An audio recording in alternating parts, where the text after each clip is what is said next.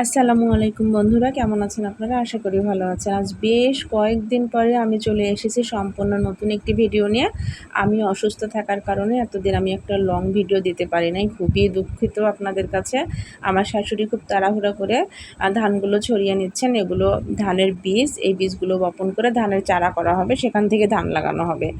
আর সেই ধান খেয়েই কিন্তু আমরা সারা বছর বেঁচে থাকি। আর এদিকে ভীষণ বৃষ্টি হচ্ছিল বাইরে। বৃষ্টির মধ্যে দেখুন মানে হাঁসগুলো ভীষণ লুকোচুরি খেলছে। ওদের যে কী মজাই লাগছে ওরাই জানে। আর এইদিকে আমার ভাগ্নেরা বাসায় আসছে। ভাগ্নেদের জন্য আমি আম পুড়িয়ে শরবত বানাবো আর হাঁস পুড়িয়ে মানে সবাই মিলে খাওয়া দাওয়া করব। তো দেখুন একটা বড় হাঁস নিয়েছিলাম, বড় সাইজের হাঁস নিয়েছিলাম। হাঁসগুলো নিয়ে খুব সুন্দর করে কেটে বেছে মশলা মাখিয়ে হাঁসটা পুড়িয়ে নিয়েছি। এই যে দেখুন আমি পুড়িয়ে নিয়েছি হাঁসগুলো। খেতে কিন্তু ভীষণ মজা হয়েছিল।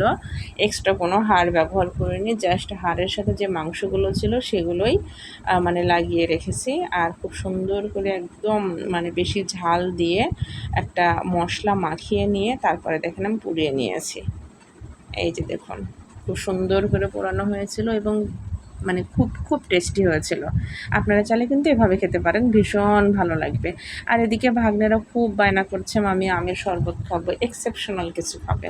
তো আমিও বাগানে গিয়েছিলাম। বাগানে গিয়ে এই যে অনেক গাছ আছে, গাছগুলো বেশি বড় না, তো বাগান থেকে আমগুলো নিয়েছি। দেখতেই পাচ্ছেন কত সুন্দর সুন্দর আম ধরে আছে। তো এই আমগুলো নিয়ে এসে আমি মানে হাঁস পুরানোর পরে মানে আমগুলো পুড়িয়ে নেব। দেখতেই পাচ্ছেন আমগুলো খুব সুন্দর করে আমি বসিয়ে দিয়েছি একটা একটা করে। আমগুলো একদম মানে চুপচাপ বসে আছে, কোনো নড়াচড়া করছে না। তো এই আমগুলো পুড়িয়ে নিয়ে খুব ভালো মতো পুড়িয়ে নেব। পুড়াইতে কেউ কিন্তু কৃপণতা করবেন না বা ভয় পাবেন না। যত পুড়াবেন ততটাই ভালো হবে, কোনো সমস্যা হবে না। তারপর দেখেন আমি পরিষ্কার পানি দিয়ে পরিষ্কার করে নিয়ে খোসাগুলো মানে উপরের খোসাগুলো খুব সুন্দর করে তুলে নেব। তুলে নিয়ে সম্পূর্ণ আমগুলো হাত দিয়ে খুব সুন্দর করে চটকে চটকে নেব। দেখুন আমি হাত দিয়ে যেভাবে চটকে নিচ্ছি ঠিক সেভাবে।